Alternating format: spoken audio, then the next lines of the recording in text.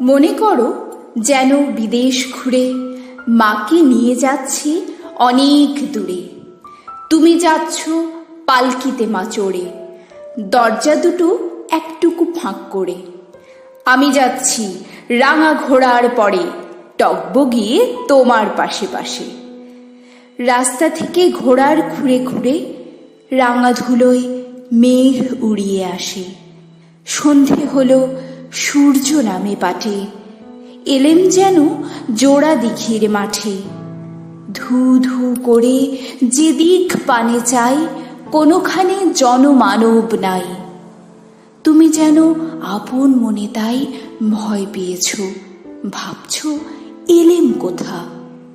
আমি বলছি, ভয় করো না মাগো, ওই দেখা যায়